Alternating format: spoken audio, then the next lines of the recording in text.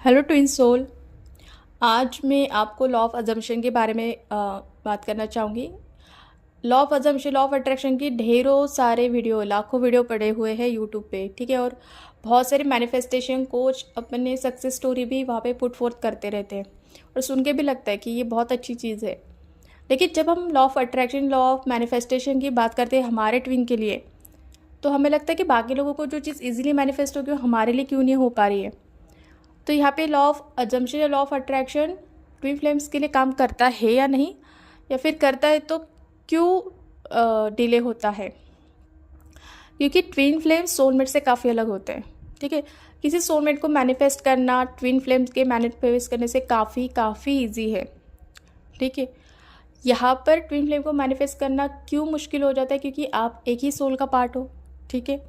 एक ही सोल के पार्ट को आप जब मैनिफेस्ट करना चाहते हो तो आप ये सोचो कि आप खुद को ही मैनिफेस्ट कर रहे हो, और खुद के मैनिफेस्टेशन का सबसे बड़ा रेजिस्टेंस क्या होता है, हमारे खुद के थॉट्स। तो यहाँ पे क्या हो जाता है, आपके और उनके नेगेटिव थॉट्स और एम्पलीफाई हो जाते हैं, क्योंकि वो इंसान एनीवे आपको मिरर कर रहा होता है।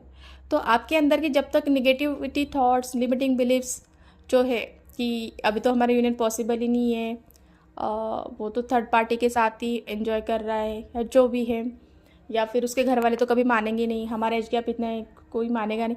तो ये सारे जो लिमिटिंग बिलीव्स हैं जब तक आपके अंदर है ना, तो वो लॉ ऑफ अजम्पशन कर लो, अट्रैक्शन कर लो, नहीं हो पाता है। और ट्विन फ्लेम के केस में ये बहुत ज़्यादा डीप रूटेड कोर वाउंड्स होते हैं, क्योंकि ट्विन फ्लेम्स काफ़ी सालों से, लाइक थाउजेंड्स ऑफ ईयर साथ में बर्थ ले चुके होते हैं, और बहुत सारा कर्मा और कोर ब्लॉकेजेस उनके क्रिएट हो चुके होते हैं रादर देन एक नॉर्मल सोलमेट के।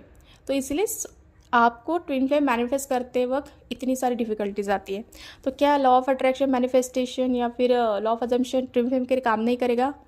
जी नहीं, ज़रूर काम करेगा। तो कैसे काम करेगा?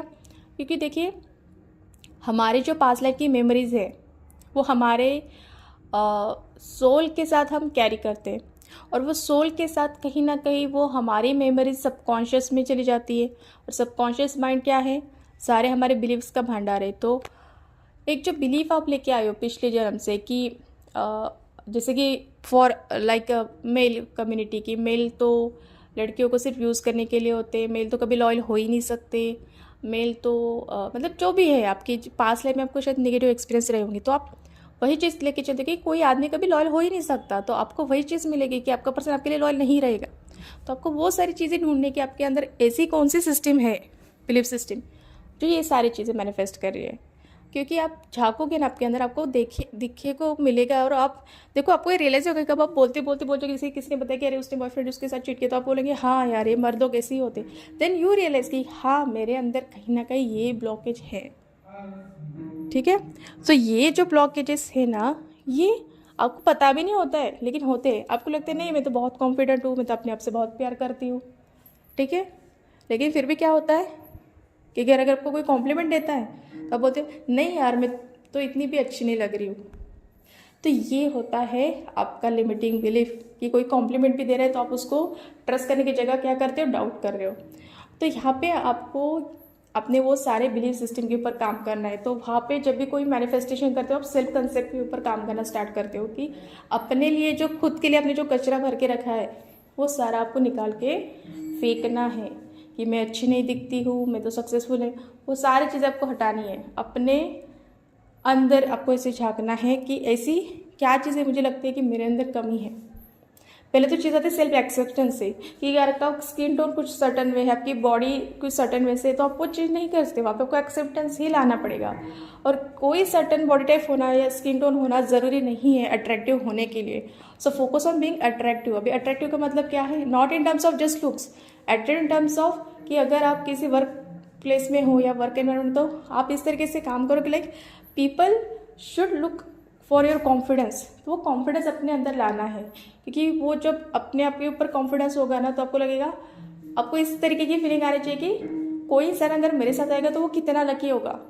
ये आपके अंदर भावना आनी चाहिए। मतलब प्राउड फील नहीं करवाना है खुद के लिए, बट वो एक सेल्फ लव और सेल्फ कॉन्फिडेंट का स्टेज लेके आना है। और जब आप ये कर लेते हो ना, तब आपका actually law of manifestation start होगा।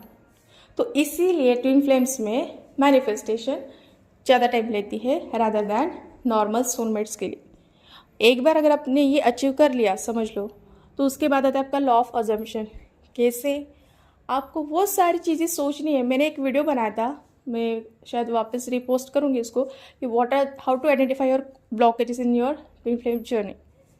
ठीक है, वो बहुत हेल्पफुल वीडियो है। मेरी वीडियोस को ज़्यादा व्यूज़ नहीं आते, पता नहीं लोगों को वो फैंसी टाइटल वाले वीडियोस पसंद आते हैं, but whatever I tell you they are very workful. ठीक है, तो यहाँ पे आपने एक बार वो आइडेंटिफाई कर लिए ब्लॉकेजेस, ठीक है, आपको फिर उस हर एक चीज़ को अज्यूम करते जाना है। जैसे कि पहला ब्लॉकेज है, उसके फैमिली वाले नहीं मानेंगे, आपको ये अज्यूम करना है उसके फैमिली वाले मान चुके हैं।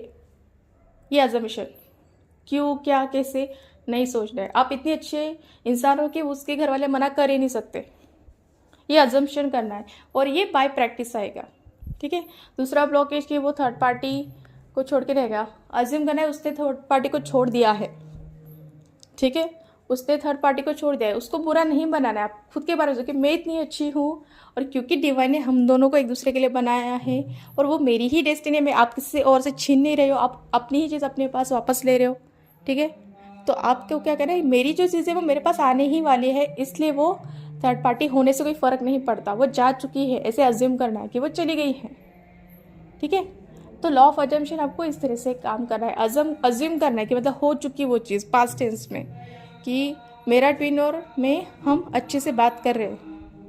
ठीक है, इस तरीके से सोचना है। अगर उसका बर्थडे आने वाला है तो इस तरह से सोचना है कि मैं उसके लिए बर्थडे गिफ्ट लेने वाली हूँ, क्योंकि हम दोनों एक साथ होने वाले हैं, हम दोनों एक दूसरे के साथ है रैदर।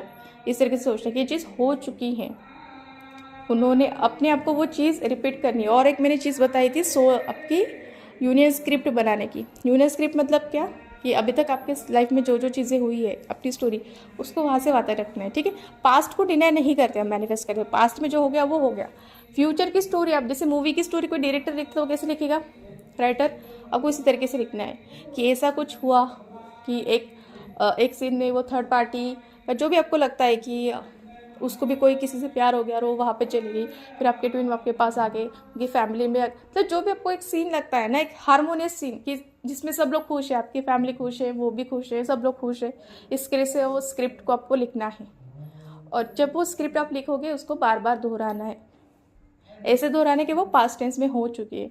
इसके लिए शायद आपको थोड़ा टाइम लगेगा, बट ये ज़रूर वर्क करेगा।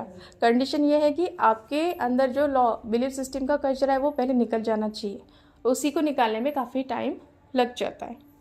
ठीक है, और ये जब चीज़ें आप करने लगोगे ना, आपको ये रियलाइज़ होगा कि आप एंजॉय करने लगे हो।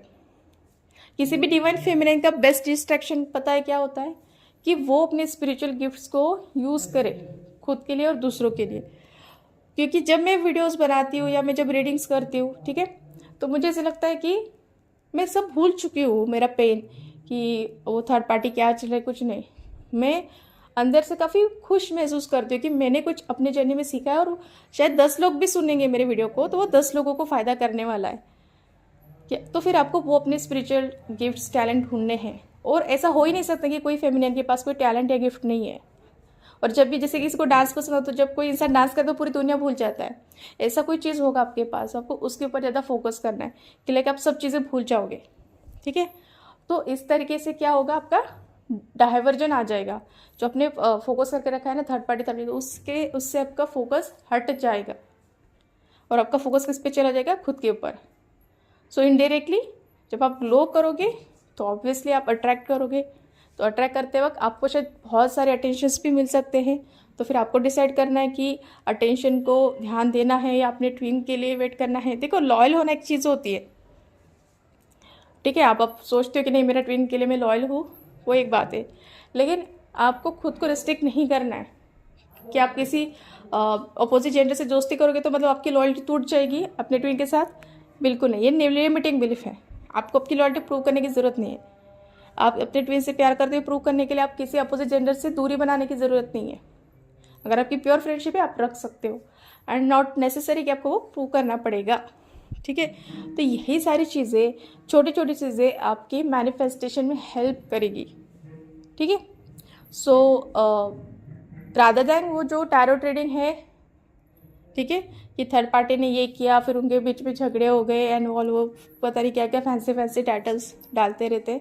आप मैनिफेस्टेशन सक्सेस स्टोरी की वीडियोस सुना करो। अगर आपको यूट्यूब का मतलब हो ही गया एडिक्शन अभी, ठीक है, तो अच्छी चीज़ें देखो, अपने सबकॉन्शियस का ये चेंज करो। तो क्योंकि आप इंस्टाग्राम और यूट्यूब पे अगर एक चीज़ बार बार देखोगे ना, तो आपके जो फीड आता है ना एल्गोरिदम, वो भी चेंज होता है, तो आपके पास वो फिर पॉजिटिव ही वीडियो लेके आएगा, ठीक है।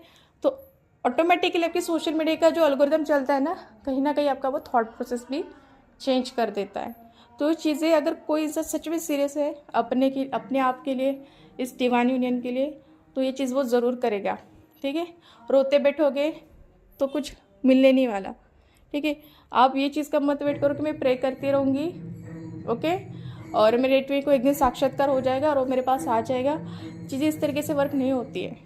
कुछ ना कुछ मोमेंटम देना पड़ता है एनर्जी को, क्योंकि एक पीरियड ऑफ टाइम के बाद स्टैग्नेंसी आ जाती है। तो वो स्टैग्नेंसी को हटाने के लिए आपको कुछ ना कुछ मूवमेंट करना पड़ेगा। तो मूवमेंट क्या करना है, जाके उससे झगड़ा करना है क्या, नहीं करना है, या फिर जाके उसको बता देना है कि आप ट्विन हो, ज़बरदस्ती उसको बिलीव करवाना नहीं। कुछ ऐसा मूवमेंट करो जो पॉजिटिव हो आपके लिए, ठीक है। जॉब करना स्टार्ट कर दो, कोई हॉबी क्लासेस लगा लो, ठीक है। यूट्यूब के लिए कितने फ्री रिसोर्सेस है, रेकी हीलिंग सीखो अच्छे मास्टर से, टैरो ट्रेडिंग सीखो, ठीक है, अगर आपको इंटरेस्ट है तो। ऐसे बहुत सारे हीलिंग है टेक्निक, उनको सीखो, को बहुत मज़ा आएगा, ठीक है। So do not gate obsessed.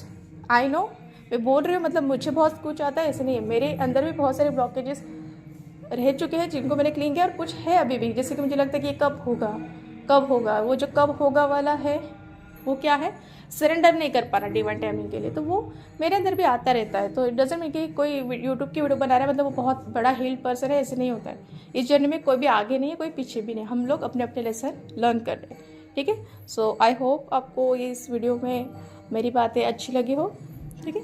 So if you want share, you can share this video with your fellow feminise. ज़रूरी नहीं आपको ट्विन फ्लेम ही होना चाहिए, ये वीडियो किसी भी नॉर्मल पर्सन के लिए भी काम आ सकता है। Thank you.